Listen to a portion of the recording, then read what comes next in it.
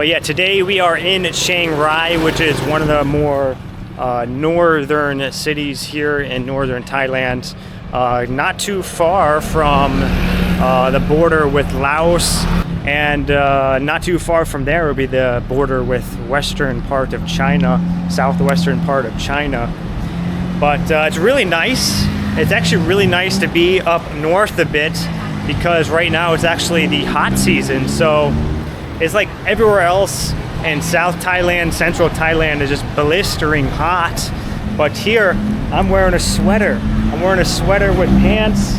A sweater with pants. It's really nice just to get a break from the blistering heat and enjoy a little bit of cooler weather. So this is Chiang Rai. It's a lot smaller city than obviously Bangkok. Bangkok is a sprawling metropolis. Chiang Mai, I haven't been to Chiang Mai yet, but when I do post this video, I will probably be in Chiang Mai. But Chiang Mai is, I think, a lot bigger than this. This is sort of like kind of small city vibes, maybe like tier 3 city here in Thailand. There's really not much going on.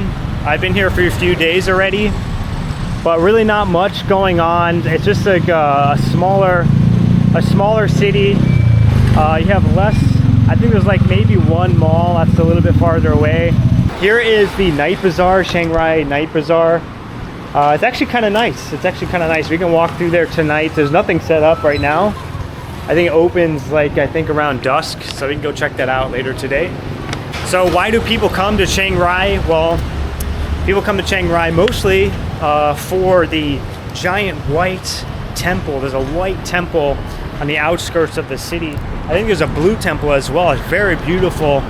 I saw it kind of coming into the city. I didn't take a full tour of it, like a guide. I think you have to take like a guided tour or something like that to get out there. But yeah, it's from the pictures, by the looks of the pictures, it looks absolutely spectacular, just with the amount of detail that they put into it to create that temple. Just is insane. You can probably look up some photos of it, but yeah, you just look up Chiang Rai White Temple and you'll find it. Okay, looks like a good local place. Looks like it's pretty full. So let's go into here. Yes, this looks good. This looks good. We're gonna go with this. Let's see if we can find a table here. Can I sit here? Thank you. Okay, we got like the last seat. Okay, I'll go rice with barbecue pork and roast pork. Small. 50. Small. Okay. Okay, looks good. The sauce looks good. They gave us a nice kind of half of an egg there. That's good. Maybe some something spicy. Let's try this out. It's really quick, so I hope it's good to eat. But it looks like maybe some pork here, roasted pork. Okay, a little bit of miso soup. Can't go wrong with the miso soup. Man, this place is busy. That's how you know it's good. Oh yeah, I love the sauce is so sweet. I really like it, sweet and tangy. This pork here is like really crispy on the outside, nice and soft and juicy, really tender, and then also the sauce is really sweet. It's really good. I like how they bring like this wasn't even on the menu. Like when you order it, it kind of just automatically comes with it. I really like that, because I get surprised. I'm like, oh wow, it comes with soup. What a pleasant surprise.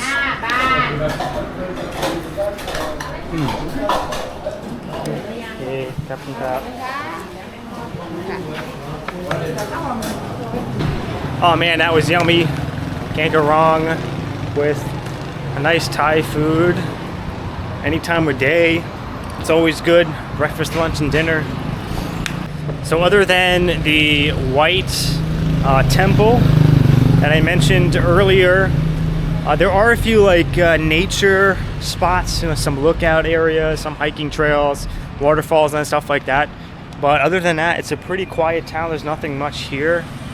It's a really good place just to relax, or if you're like, I see a lot of like expats here as well that are just living an easy life, just enjoying their day-to-day life, you know, eating good food, going for walks, enjoying the more temperate climate, better cost of living, etc.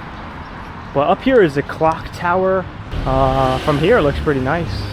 I bet it looks even better up close.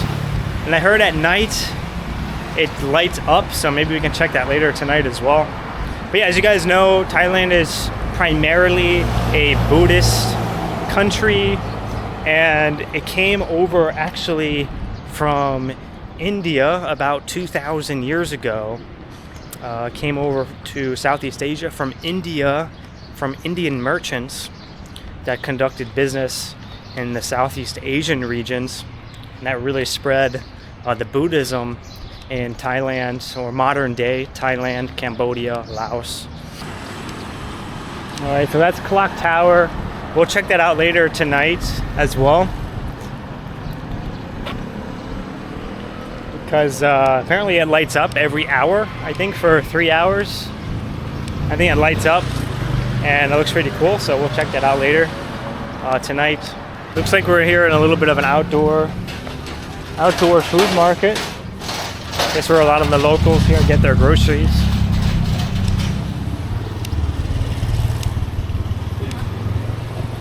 So like fruits and vegetables. Didn't see any, like maybe the meat is somewhere in there. But yeah, Chiang Rai is a very slow pace of life. You know, it's not hustle and bustle.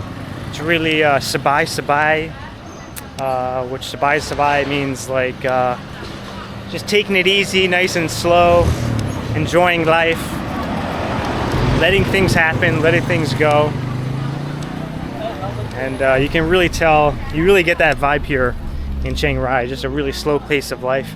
And it's really refreshing after coming from a place like a bigger city like Bangkok.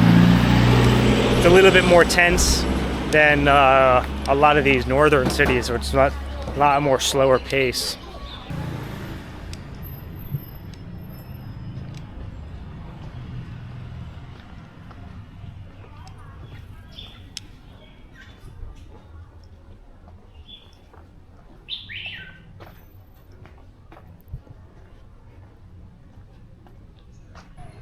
So the main principle of Buddhism is about ending our suffering through enlightenment. And that can be done by understanding our attachments to the world and releasing them, our attachments to how things should be but aren't, attachments to our body that's always changing, that is impermanent, that will eventually decay and die, attachment to our jobs, our careers, our identities, attachments to other people, attachments to cravings, addictions, attachments to anything in the material world that causes suffering. Any attachment, even attachments that you may think are good, could cause suffering. Attachments to loved ones can cause suffering. And by releasing these attachments and allowing life to be, we can now end the suffering and recognize the part of us that doesn't change. The part of us that is here in our bodies, occupying our bodies, that doesn't change throughout our entire life and will not change after the body decays. That is how we end the suffering, by abiding in that energy, in the true, what they call the true self, the no self, the no identity is the true self.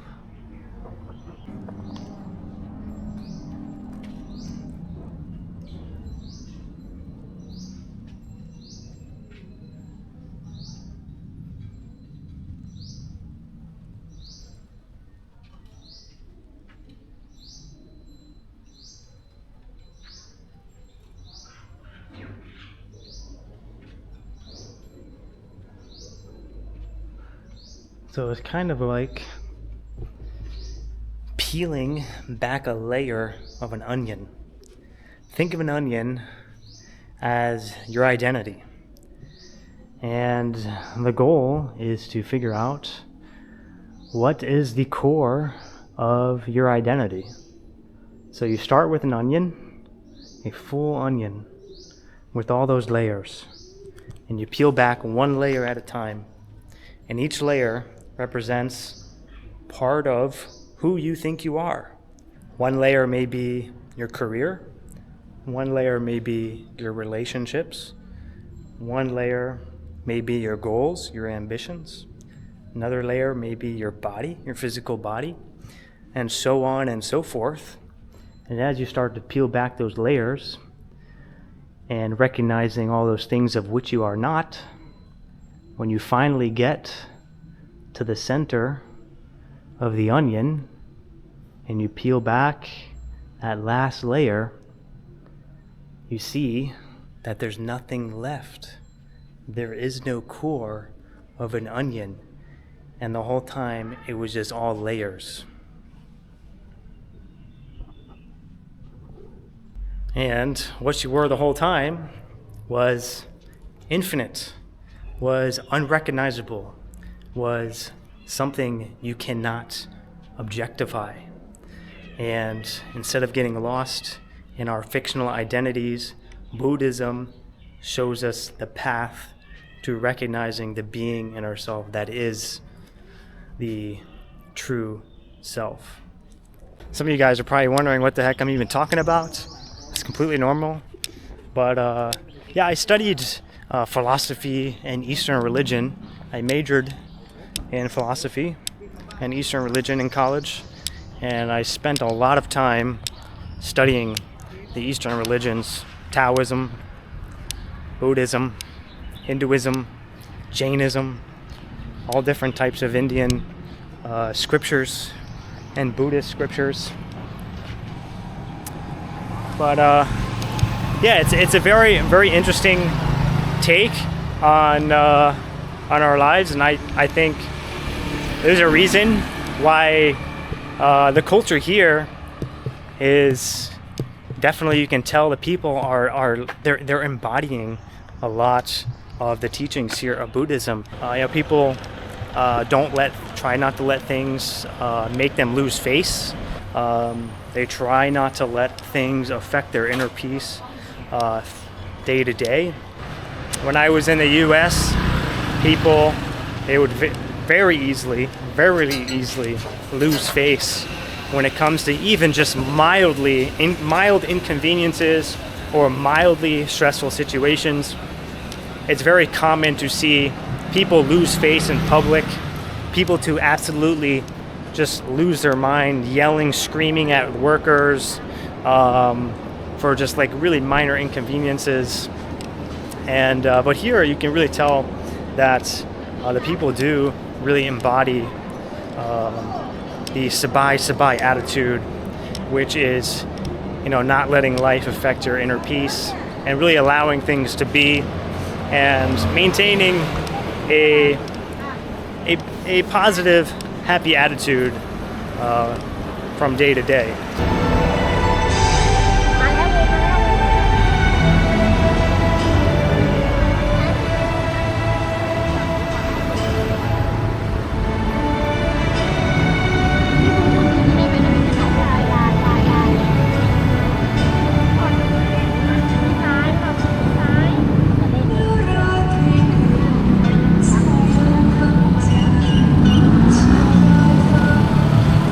So apparently that goes off, I think, every other hour, I think 3 times a night. So every other hour, I think it's 7, 9, and 11. And of course, we have to check out the Chiang Rai Night Bazaar, the place where it's all happening here, especially on Friday and Saturday nights.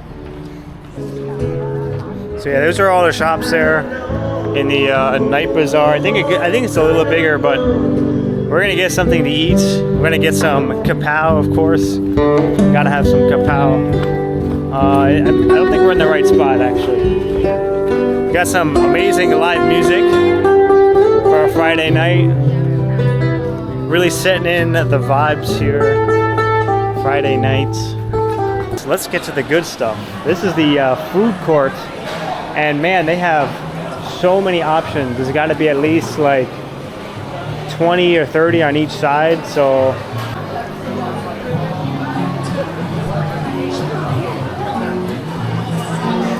yeah, this thing stretches all the way to the end. There's also a drink vendor over there. You can get beer and soda or anything along those lines. The best kapow right here. I had it last night. I'm gonna have it again tonight. I will do the same thing that I got last night. Pad kapow with, no wait, this time with pork. No spicy. So a little different. Pork, no spicy, with fried egg. You remember me. Okay. 10 minutes, okay, 10 minutes. 15. I'm gonna go hang around here. She gave me a little number. Thank you. Agri Pow, baby, let's go. Yeah. This could be my all-time favorite meal, who knows? If I'm ever in prison and I have my last meal, this is what it's gonna be. I kid you not. This is gonna be it. Just a taste pad kapow one more time. For the first bite, we gotta get a little pork. Get some pork, some rice, a little bit of egg, there's some spinach, the full bite here.